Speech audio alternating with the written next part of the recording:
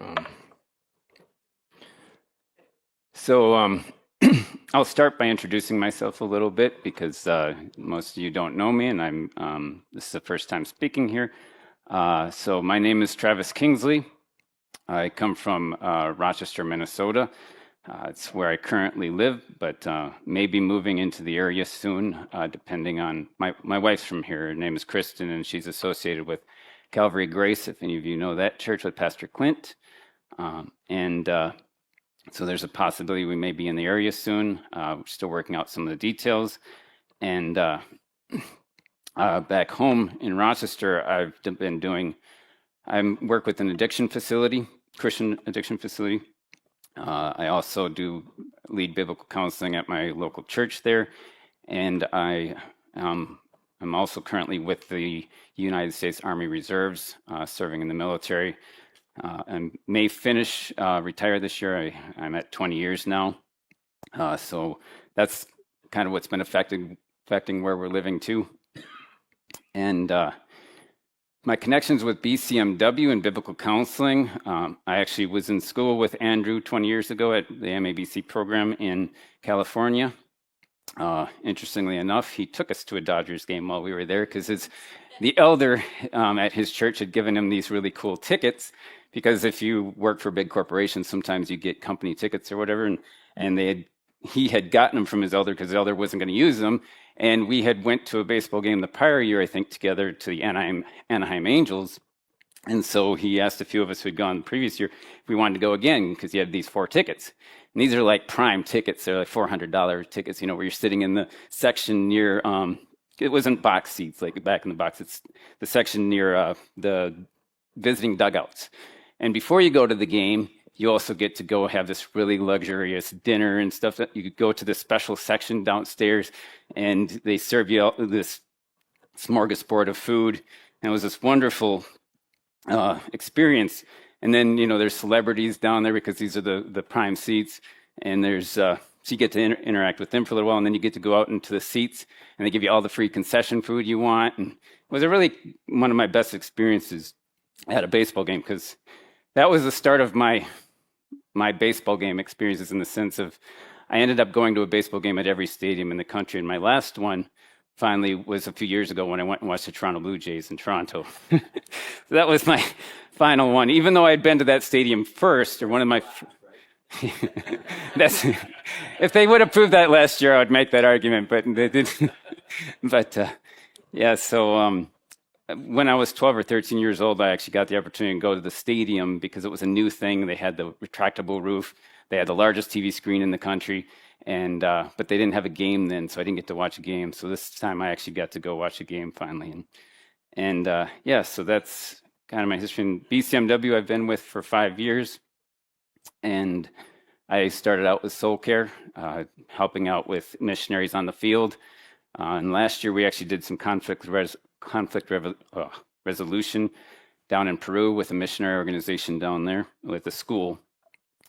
Me and another individual from BCMW. And more recently, I've gotten involved with this training because I'm currently working as a coordinator for Kenya. And so we're trying to set up some of the same type of training there. And yeah, so that's my background. We'll get into the topic for this hour, which is roles in marriage. So the husband in a marriage bears primary responsibility for the management of the home. And we know this when it talks about the qualification for elders. And one of the things is you are not suited to be an elder or an overseer in the church if you are not managing your own household well. I had to deal with this challenge a little bit in my own life at one point, because even though I wasn't an elder, I was still doing a lot of counseling. And my own marriage was on the rocks, largely because my wife had a lot of personality issues, challenges, what the secular world calls borderline personality disorder type issues. And And I was doing everything I could to figure it out. And I'm like, I can't be doing counseling while I'm figuring out what's going on with her, because I was in a foreign location. I was in Europe with the military. And I was trying to get as much help from the church and from whatever resources I could, because I knew in order to be right for ministry, I had to be right in my own home. And no matter what I did, though, I couldn't seem to resolve the situation. And I was being isolated a lot. My wife was abandoning things, and eventually she abandoned everything and ran away. And I spent a few years trying to figure out what that meant. Was it permanent? Was it temporary? And it became permanent. I haven't seen her since. And but I had to work through everything with regards to what I did. How do I handle the situation? What are my responsibilities to make sure that I'm right for ministry, that I'm right for this stuff? And I talked to different leadership, and I was going through my AC. I think, yeah, it was right around that time I was finishing my ACBC certification, because I had gone through the training to be MABC qualified, but I hadn't gone through the recent ACBC certification stuff. So I was meeting with John Street, who's one of the teachers from MABC in California also. And so I had to just work through all of this and make sure, am I qualified to now lead? And within a couple of years, I finally started working towards doing the work that I'm doing now again. But we have to take account of ourselves as husbands. Are we managing our households well? And if you're not, then you have to figure out, how do I step back and do that? Some popular views. So some people, when they're approached to marriage, I wanted to go through that one. They don't necessarily look at these things in a mature way. They look at marriage as being about romantic feelings, physical attraction, sex, need fulfilling. Like one of the popular books from several years ago was His Needs, Her Needs. And I've always had a problem with the term needs, because a lot of times when we're talking about needs, we're not actually talking about needs, we're talking about desires. And if you look at James 4, you're looking at the fact that the cause of a lot of conflicts is unmet desires. We're not dealing with our desires well. We're demanding things of our spouse we should be looking for in God. We're expecting too much from our spouse, or we're just not learning how to live within the realities of our own marriage. Maybe our spouse should be meeting certain needs, desires, or whatever, but they're not for whatever reason. Sometimes they're incapable. Sometimes, like if you're dealing with a spouse who's infirm in some way, meaning like I had a friend whose wife was brain dead, or almost had cancer to the effect that she couldn't hardly do anything, and couldn't fulfill her sexual needs, desires, couldn't fulfill very practical responsibilities in the home, and he had to live with a spouse who basically couldn't do much to help. And how do you do that for years where you're supposed to have your needs met? It's like, well, guess what? He's got to find other ways to deal with those desires. And so looking at it as needs is not a healthy way to look at it for most of these things. It's realizing that most of what you're dealing with is desires.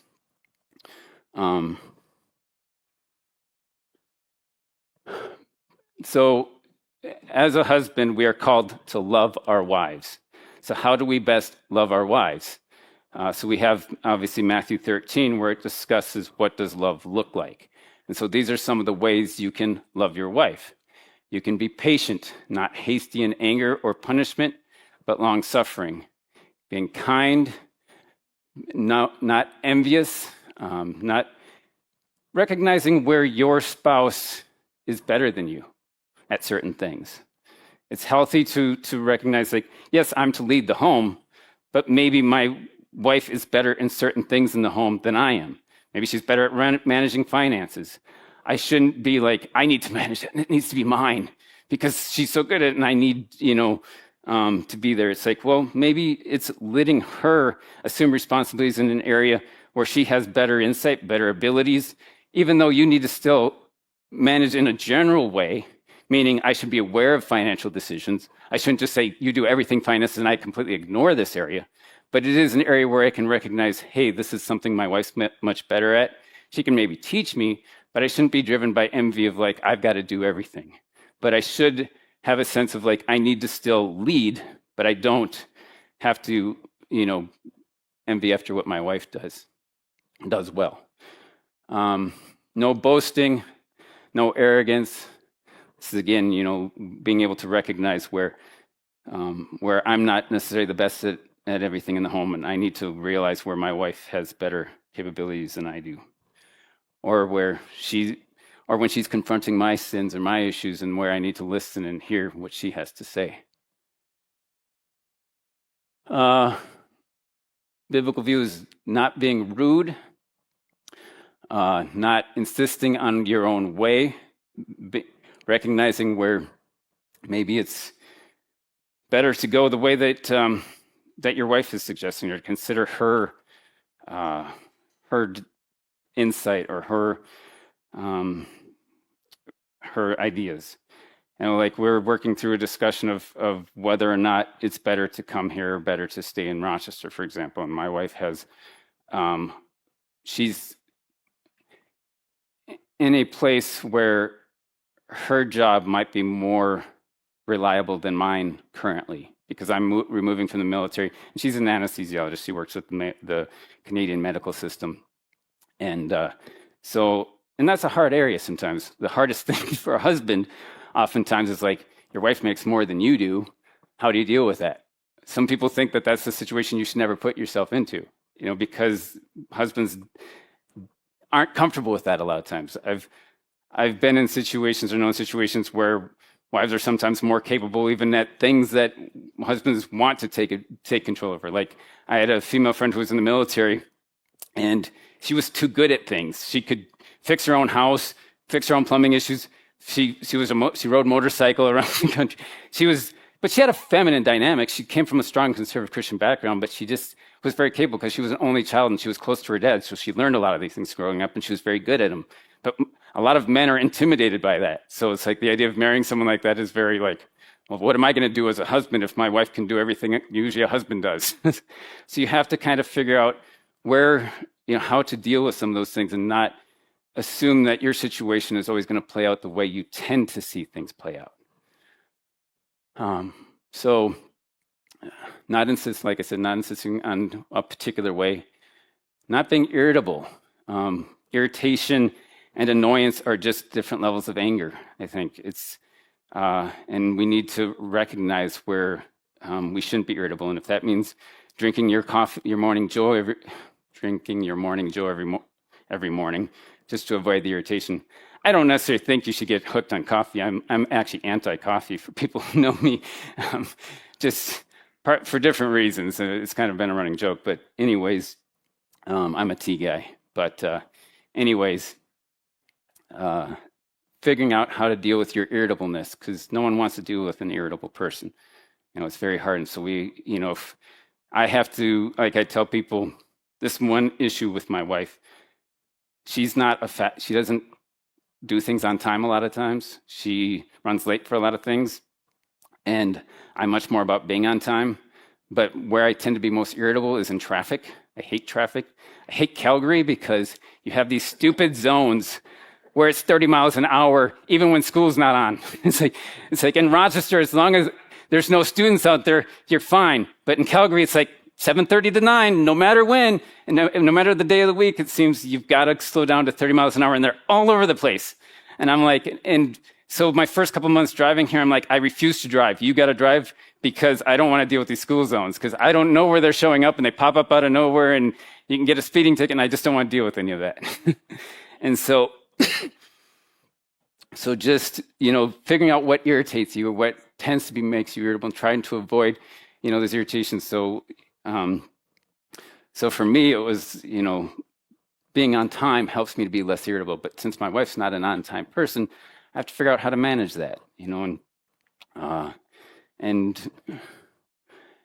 then no resentment, because one of the biggest destroyers of marriage is resentment, is bitterness and anger. And so not holding on to things, especially when they've confessed their sins. Obviously, when there's a bigger sin there that hasn't been addressed, then you have to figure out how to address it. What ended up being a big part of breakup of my first marriage was the fact that there was a sin that came up from her that she refused to look at or talk about. And even though I tried not to press it because I knew it would take time for her to discuss it, she ran away from it and never saw her again instead. And sometimes there's an issue there that needs to be addressed, and you can't move on without dealing with it, but you have to give them time and patience. But with the smaller stuff, a lot of times we have to let it go. Love covers over a multitude of sins, recognizing that there are things that we can just let go, especially the small stuff. It's not that it shouldn't be addressed on some level. It's just that it doesn't need to be addressed every time. Sometimes it's like, if they know that they have this struggle, you don't need to point it out every time that struggle comes up, But as long as they're making progress and they're showing that they're honestly trying to deal with it before God. And not rejoicing at wrongdoing. I often talk to people about this in regards to the church. Because a lot of people will say, sorry, I'm trying to make sure I'm talking about the right thing, but people like to go to places where they feel comfortable in their own sin. And so people will come to churches and they'll say, that church is too judgmental. I said, two things can be going on. Yes, they could be judgmental. Yes, they could be looking down on you because you don't dress right or whatever the issue might be. You don't look right. But it can also be your own sin, meaning it's always more uncomfortable to go to a church where everybody's generally looking like they're living right. Well, you're living wrong. And so being around holy people makes us feel uncomfortable. And so it might be other people's holiness that's actually causing you to feel judged, not the fact that they're actually being judgmental towards you. So you have to kind of work through that issue. And the same thing this is why husbands and wives shouldn't be marrying one another without being at similar levels of maturity sometimes, because a lot of times you want to marry someone who's better than you in your weak areas, and you're better at them in their weak areas, but you want to be at similar levels of maturity because it's too easy to fall down to the level of the weaker person. And if you aren't actively confronting your sin and dealing with your sin, then that sin will can easily define the marriage and have create a lot of issues for the marriage. So just recognizing where misery loves company. And when we're living in our misery or in our sin, it's easy to bring people into that rather than actually confronting our sin. Rejoice with truth. Happy with the truth. Bears all things. We believe all things. I've already mentioned about covering the faults of others. We generally believe what others say unless we have belief or proof otherwise. This is really, really hard when it comes to working with addicts because everything is covered up in lies and untruth. And I remember dealing with a guy who had to live in a marriage to a wife who had alcohol problems for years. She had died earlier on in their marriage when they had 6 kids, and fortunately he figured out a way to honor his marriage and his family as well as he could because his kids all remained strong in the faith, which I was shocked by. I mean, when you're dealing with a spouse who's living in sin, a lot of times, you have to find ways to still raise your children and teach them, the way to live. And he lived that out as honorably as he could, but he still had to deal with the challenges. And how do you believe a spouse who's dealing with an addiction? When they're bringing, when a lot of it often gets covered up in lies, but you don't want to let your prejudice always define how you see things. And so you want to question, you want to try to be as honest as you can, but you also have to figure out, how do I give you the benefit of the doubt as much as I can give you the benefit of the doubt? How do I honor you and respect you even when I see that you're making a lot of bad decisions? Hopes all things. knows and believes the promises of God. And one thing we need to recognize with hope is our hope isn't in the things. Our hope is in the God who brings us, blessings and who loves us. So often we have too much, we center our hope in trying to get the thing. Like our hope is in having children, and God isn't giving us children right now. It's like our hope needs to be centered in God, whether or not children come or not. And God may open up other doors because of your lack of children for the time being. Like we have our church is a very baby-having church. A lot of the families have 5, 6, 7 kids. And so there's this pressure for a lot of mothers to bear children and to embrace that aspect of life. But there's one couple where it's like their brother and sister who are also married. It's 2 twin brothers, and they each married the sisters.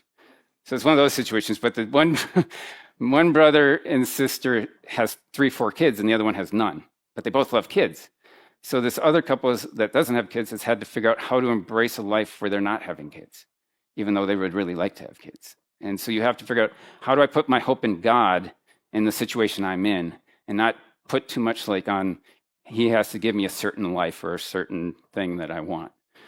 And then endures all things, learning to deal with suffering and persevering through it. Christ-like husband loves his wife. Best definition of love comes from God's word. Someone like to read that bottom portion if you can? No. Husbands, love your wives, because Christ also loved the church and gave himself up for her. Sorry, I meant the bottom one. I can do that. Okay, yeah. That's okay. That's okay. All right, beloved, let's love one another, for love is from God. Everyone who loves has been born of God and knows God. The one who does not love does not know God, because God is love. By this, the love of God was revealed in us, that God has sent his only Son into the world, so that we may live through him.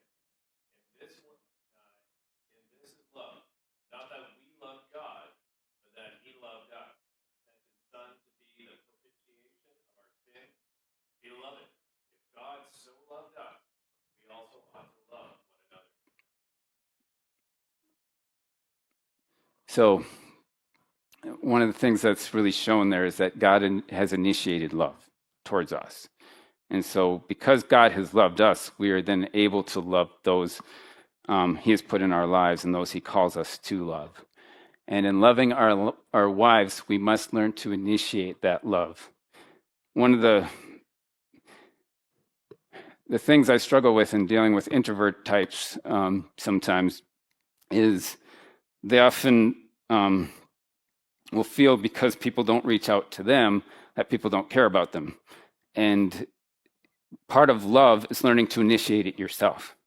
How do you learn to initiate love so that you take the first step? Because some of us are much more responsive. We respond well when people initiate with us, but we don't know how to start things. We don't know how to initiate things. And part of initiating is just reaching out and just saying, hi, how are you? And we need to do that with our wives, especially, where we're taking the opportunity every day. Like you get up in the morning and you initiate love by making her breakfast or making a cup of coffee or whatever it takes to show love. Initiate love through taking opportunities to show your wife love and to make her a priority. And it's your role to initiate it, not to wait for her to initiate and then always reciprocate. I don't know what happened with this slide, but it is a little off. The husband's love is sacrificial. He's always willing to sacrifice for the sake of his family.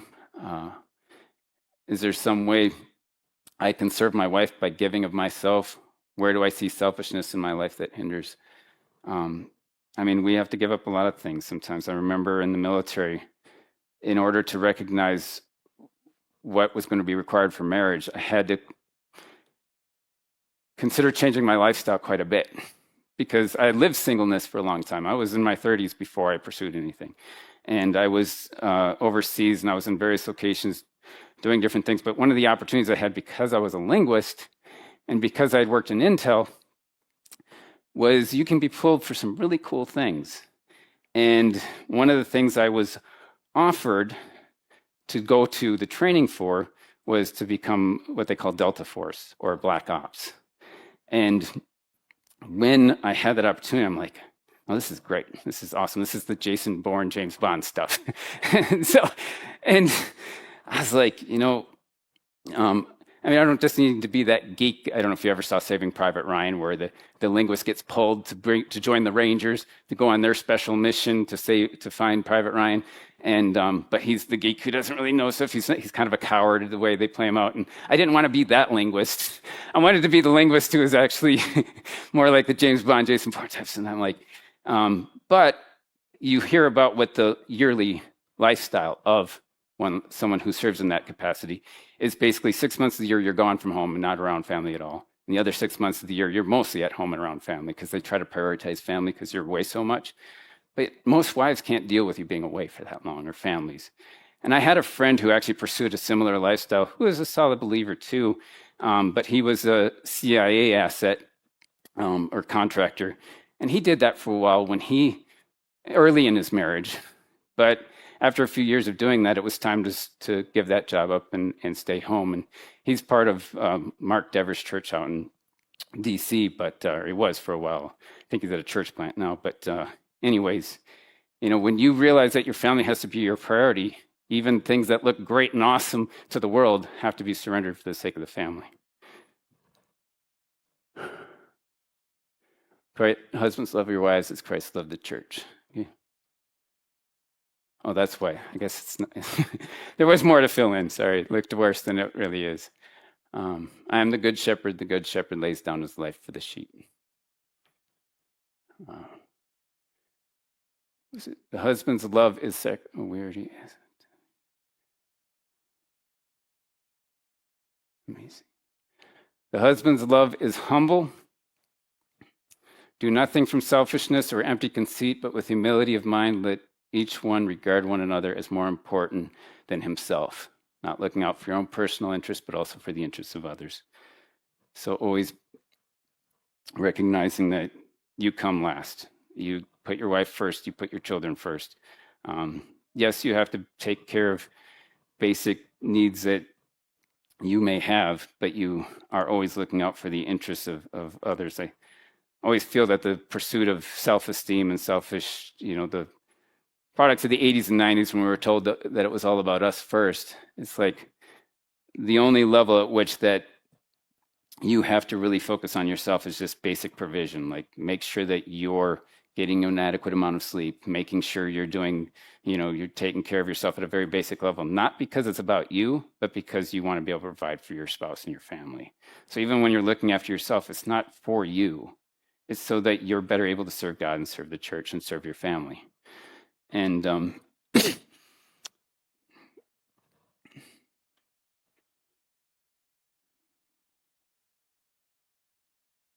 and sometimes that may mean giving up even your basic needs and provisions, because if you're in a very terrible situation,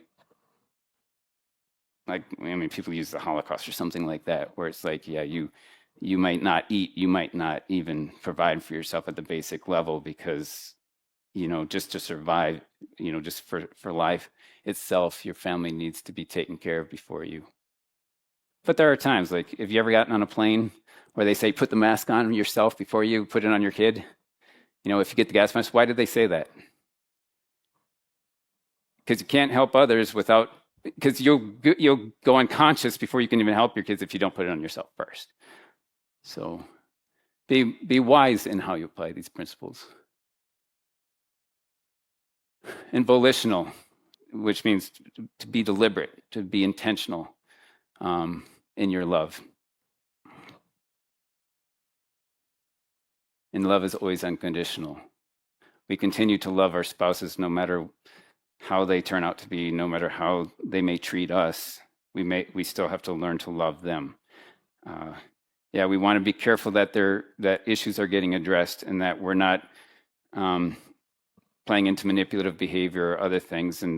But some issues we can't confront directly. We have to sometimes involve the church and other women in the church to help address issues. You telling your wife to submit doesn't often work.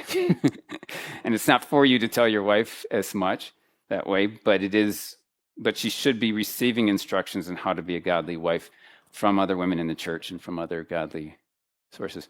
And obviously, if you live with an unbeliever, it's a very different dynamic you're dealing with. And you have to figure out how to honor your wife in that situation. The husband's life is eternal and committed. No height, nor depth, nor any other created thing shall be able to separate us from the love of God, which is in Christ Jesus our Lord. So our love is a constant commitment, not something we're ever able to break, not something that we can just give up at some point. That's one of the hardest parts about dealing with a broken marriage or divorce, is that when you come into a marriage with the whole idea that I'm committed to this for life, and then you're forced out of it, it's like, well, I didn't even know how to think of the world in that way. I understood it existed, and I dealt with it in counseling in terms of other people's situations. But when you're very committed to an idea on a personal level, and then all of a sudden you have to rethink it a bit, because I was more of a permanence view even of marriage, mostly because I thought that you should do everything possible, and I thought you could do everything possible to make a marriage work. But when there's complete abandonment and you just can't do anything, and you're not even legally allowed to do things, or whatever, if you press into things, you could get called, cops could call, or whatever could happen. It's like, it's just, you really want to honor commitment, and you really want to commit to something, even if the other person isn't as committed back. And forgiving. Bearing with one another and forgiving each other. And always recognizing that, what is forgiveness? Am I still retaining some thoughts of what they did to me, or am I letting it go? Obviously you don't forget in a true sense of the word. You'll still remember what they did, but you can choose to not bring it back to your memory. So you don't allow, when it comes back into your mind, for it to sit there. You don't dwell on the thoughts of what they did. You truly learn to forgive and to let it go and to not hold it against them. And that looks different based on whether they've actually sought forgiveness or not. Because some things we forgive before God, so we let go of the bitterness if they haven't yet confessed to it.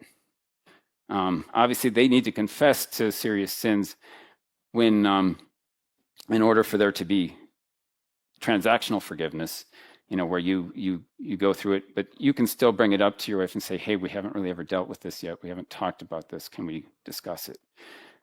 Because, I want to forgive you, but we haven't really talked about what happened. But a lot of things are things that we can just let go, and are things that we've already dealt with, where you need to learn to forgive by letting it go and choosing not to remember it anymore, or to allow it to sit in your mind. God's love is purifying, that he might sanctify her, having cleansed her.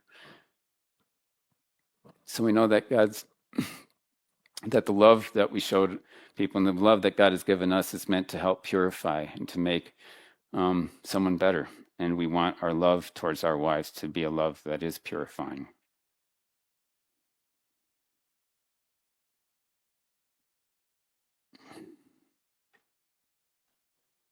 Sorry. A husband who loves his wife will put it in action. Let us not love with just word or tongue, but in deed and truth. We want to communicate love, but we also want to show love. There are components of love that we always need to recognize that should be there. Like, feelings are the harder things sometimes, because sometimes you don't feel love. But we want to develop feelings, and we want to encourage feelings. We don't want to just be people who just do love stoically. We want to do love genuinely. But it needs to be not just in word, but in deed. And so we have to figure out, how do I love you both in action and in word, but also in genuine desire and love towards you? And sometimes you need to pray to God to develop that within you, because if there's been a lot of hurt and pain, then you might be in kind of an indifferent state. Because the most destructive part of marriage is often not hate or disdain, but it's often indifference, where you just don't care anymore. You're just like, I'm done. I'm just going through the motions. And my last 5 years of marriage have been going through the motions. And so how do I cultivate a true love for my wife? And so you have to really work at it by cultivating the feelings as well as speaking love to her life and then doing things that are loving towards her.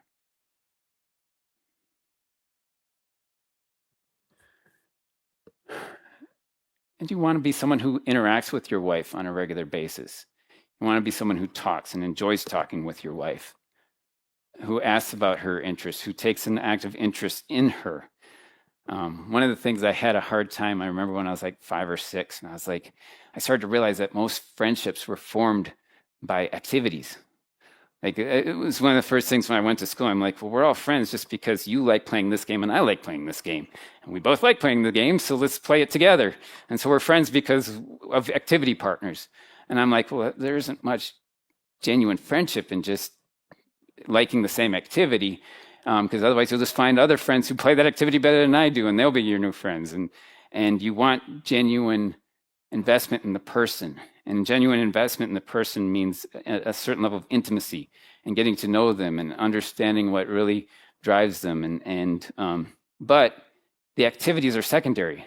So even if you don't like the activity, if you're really into the relationship, you will embrace the activity for their sake on some level. I mean, some things just aren't going to be that interesting to you, maybe, but if you're interested enough in her, then you'll take interest in that activity, whether it's gardening, whether it's, I won't say knitting and some of those things. I realize that maybe you don't have to be as involved, but you'll want to support it in whatever way you can, but whatever activity she takes a strong interest in, how do I embrace that and share that with her? Like I grew up having to go to yarn stores, knitting stores, because my grandma and my aunt often babysat us, and they would always take us to all these fabric, yarn, craft shows and different things. And me and my brother kind of hated it. It wasn't our thing. But they would often, while we were out, they would take me to the baseball card store on the way back, or they would take me to places where I really wanted to go and see. But part of embracing what they were into was just learning to be okay with it. And I learned to cross stitch. I learned to cross stitch when I was a kid, and they taught me that. And then when I was older and I really wanted to make my girlfriend a scarf, I went to my aunt and I said, can you teach me to knit a scarf? And so she taught me to knit the scarf. So, I mean, I used it at times for my own advantage, but I embraced that relationship for the sake of that activity and it allowed me to reconnect with my aunt for a little while too.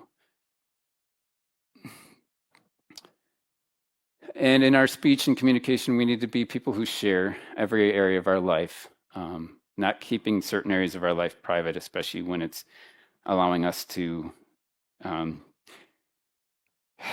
live inappropriately or even, potentially adulterously.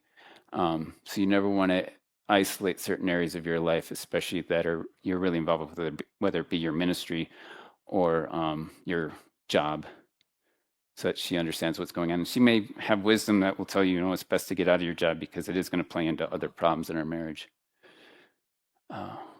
So always keeping her as a priority. Sorry, I need to get to the wife now. I don't want to spend too much time. I mean, the husband is the emphasis in the sense that he has the greater burden to bear in figuring out how to, the household is his primary responsibility, not hers. And as long as he's fulfilling, his job, usually it's much easier for the wife to fulfill hers. And the husband is a learner. Our culture says you can't understand a woman, yet God says not only that you can, but that you must. It's probably the thing I hated being told as a kid first or teenager. Is like, can't understand women. So I made it my goal to understand women.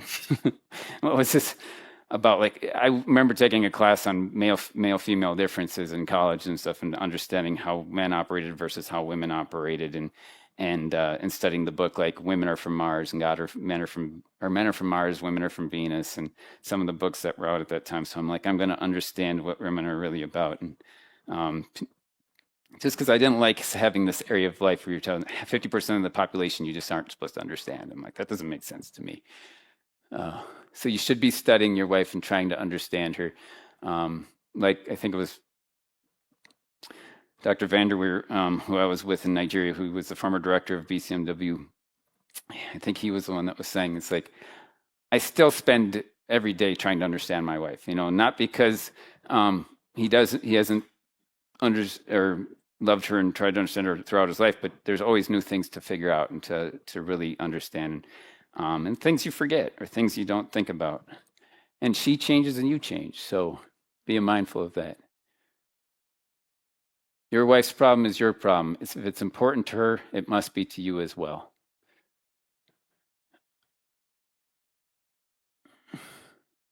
Godly leadership is not a dictatorship. You do not demand submission. It is not your castle. It's not for your wife to serve you, even if she might, in her own will, do whatever she can, but it's not you to impose that. So you should never be demanding for your wife to fulfill her role, even because we want our wives and ourselves to honor God as best as we can in these areas, but we have to be careful with how we approach it.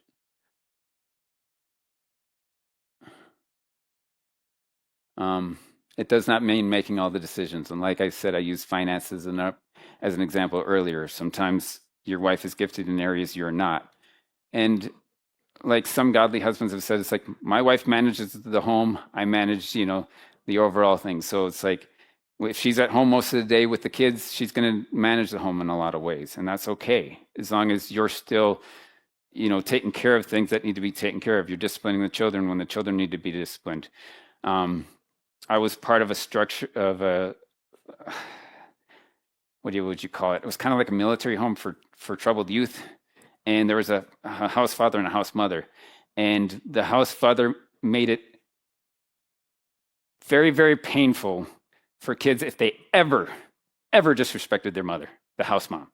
It's like, you disrespect mom, you are going to face push-ups, you're going to face my wrath, you're going to face, because they gave push-ups, sit-ups, and they'd be doing hundreds of exercises that night, and he would make them feel the pain of having disrespected his wife in any way, so that they always understood that when I'm not here, you're going to feel like I am here.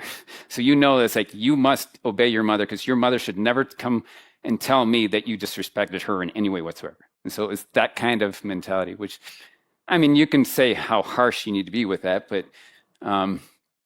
but there should be a sense in the child's mind that I will never disrespect my mom because I know that my dad is coming home.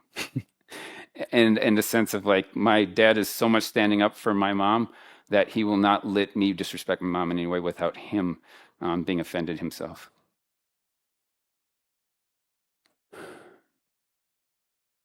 Okay. Biblical headship is a divine calling of a husband to take primary responsibility for Christ-like servant leadership.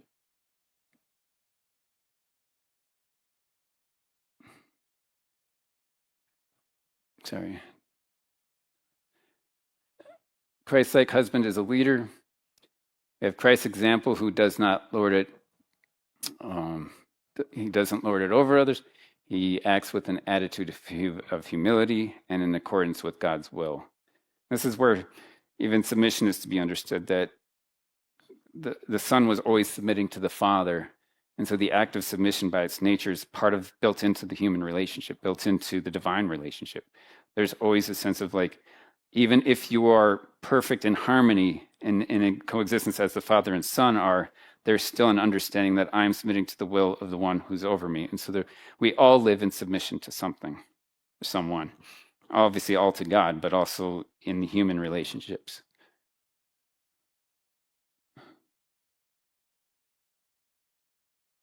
Sorry. Husbands should want their wives to be excited about their plans. He doesn't drive her like a cowboy. Interesting for Alberta. But leads her as a shepherd. Think more like shepherds and less like cowboys. It's kind of what I'm saying. So, and godly leadership is practical.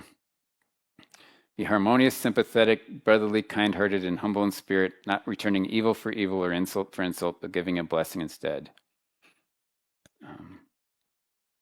And other-oriented.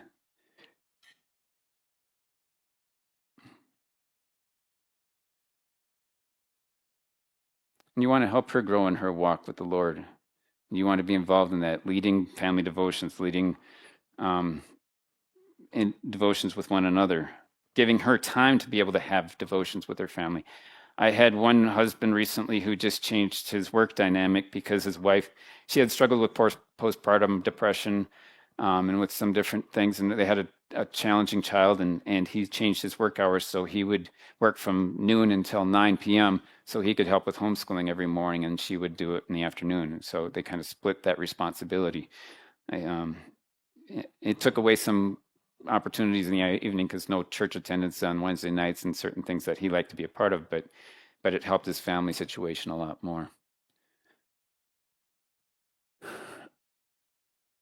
Role of a wife, finally. Sorry, I have about 15 minutes for this. and, which Ephesians 5:21 through 24 on submission. Obviously, a lot of us, I'm sure, are familiar with that passage. Let me see. The word submission is a translation of two Greek words, hupo, under, and tasso, to place, in order or together. So you're placing yourself under the authority of someone else. You're submitting to their leadership. We learn this all the time in military. You always have to learn to honor those above you. One of the things he says in the movies, and one of the things we say too, or Tom Hanks said, is like, you never complain down, you always complain up. It's like, if you're going to like, you never complain to your kids, you talk to your wife, you talk to someone, or your wife talks to your husband. You always deal with things at equal or higher. You never send things on, because you undermine leadership in that way. If you don't keep things, like, not getting too angry in front of your kids, not getting in fights with your wife, with your kids, and being very careful that we're not getting into those conflicts in front of our kids as wives or husbands. Submission is a divine calling of the wife to honor, affirm, and nurture her husband's leadership and to help carry it through according to her gifts. Submission is God's way, as we've discussed, of attaining and maintaining function and order in the home.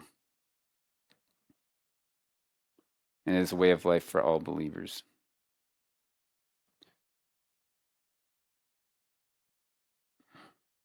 Sorry. She is an honorer. So you want to honor your husband. You want to honor his authority. You want to present him in an honorable way. One of the biggest challenges in counseling wives sometimes in marital issues is trying to get them to go to the right people, because a lot of times they're listening too much to their own mom. And they talked earlier about, how do you leave and cleave, and some of that is the challenge of how do you deal with a difficult marriage. Like if you're constantly going back to a mother, and it's not even always a bad resource to go back to your mother, in the sense that they might be godly women who can provide some counsel, but if they're the ones you're complaining to, that can create a lot of issues. And so, because it reflects negatively on your husband, so you really want to be careful with that. Going to other women in the church who are godly examples. And the case I was dealing with, her mother wasn't a believer and was Catholic origin, but not old school Catholic where you stay in marriage no matter what, but more of a modern Catholic where it's like, get out of the marriage, leave. That's what she was kind of, a direction she was encouraging. And we had to deal with her being separate for 6 months. And we're like, you really got to work this issue out with your husband. You can't just be running away. And she had to form other relationships with godly women. And that's a big part of dealing with some marriage. I mean, I think it was one marital couple, I remember, godly witness, biblical counselors, if I remember correctly, who suggested that a husband and wife should give each other one key godly friend that they can go to no matter what. Like you tell your wife, hey, this is the one person you can always go to if you ever can't talk to me about something for some reason, or you feel threatened by me, or you feel whatever. And this is God. Usually it's a couple you can both go to. It's like if you're really struggling and you find that you can't talk to your spouse, or your spouse just is so hard-headed they're not listening or not seeming to understand. But you need to discuss that beforehand so you know that that's an okay thing to do. And the church, and they should honor that. if they don't, then I would talk to the church about it more to find out. It's like, why do we not have places we can go to? Because some people can be very controlling, and you got to work that out.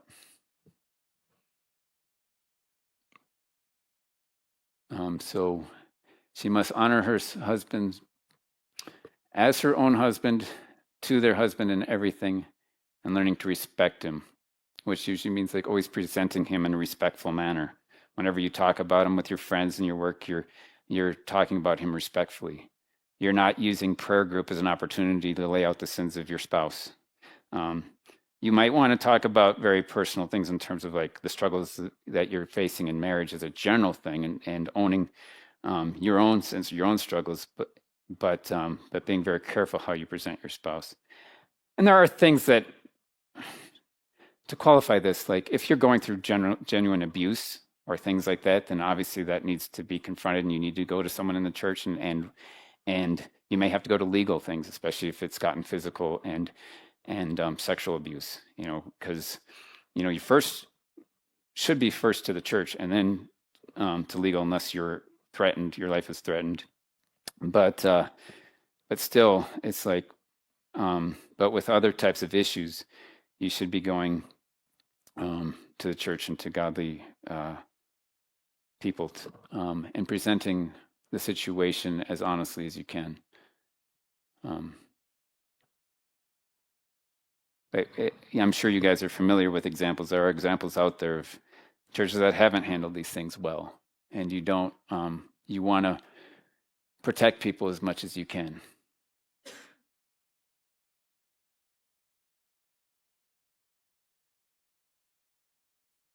She compliments her husband as his companion. She uses her many gifts and abilities to assist her husband. She finds her fulfillment in her service for God, and she regularly prays for him. So she's trying to figure out how to use what she's gifted in to do as much as she can for the marriage. And that can be in the home, and it can be, to some extent, some situations require you to do more outside the home. But your priority should always be the home, both for husband and wife. For the husband, a lot of times that means providing more, and which means working outside the home. And for the wife, that often means spending more time at the home, especially when children are much younger, and babies and infants and toddlers, because as a primary nurturer, she's going to be able to care for those things better, at least in the early stages. And so figuring out how to do that as honorably as you can, and prioritize caring for your children as well as caring for your husband. Ask, listen, do.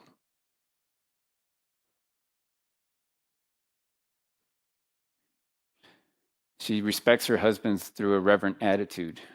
She allows her thoughts to be centered on good things and centered on honoring her husband, and how do I look at my husband in a godly manner.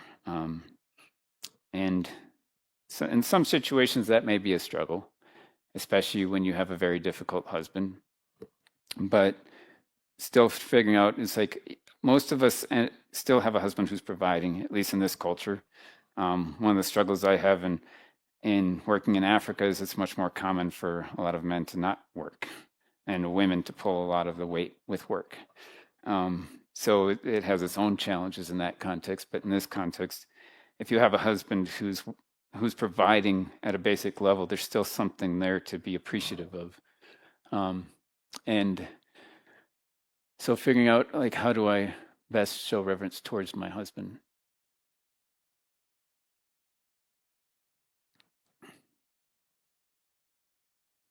Respecting him in thoughts and words, and not violating scripture and the way she talks about him.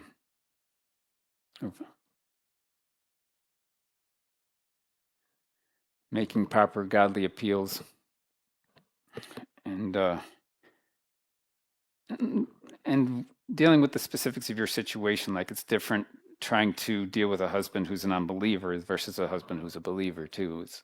And women are often more commonly in this situation where they're going to church and their husband is hardly showing up at all, or maybe has no interest in church, or or a strong lack of commitment.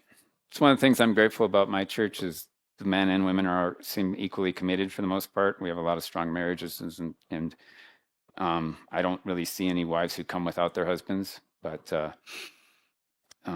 that's often not the case. And so you have to figure out, well, how do I do the best with my situation to honor my husband? And it's good for single mothers to be coming to churches because that's where they should be getting the support for their children, for men who are godly men to influence their children, especially if the godly man isn't in their homes. So how do I get godly influences for the sake of my children? Because a lot of children often depart from the Lord who don't have godly fathers. The statistics are pretty, I think, astounding, if I remember correctly, of how many people with believing fathers stay committed to the faith. And if your father's involved with the church, you're much more likely to stick with the faith into adulthood than if your father's not. Just having a mom is the chances aren't nearly as strong. But if the mom does a lot to get her kids around godly men where they can see the example of godly men doing that, then it helps a lot to really encourage them to stick with the faith and not just see it as mom's crazy beliefs.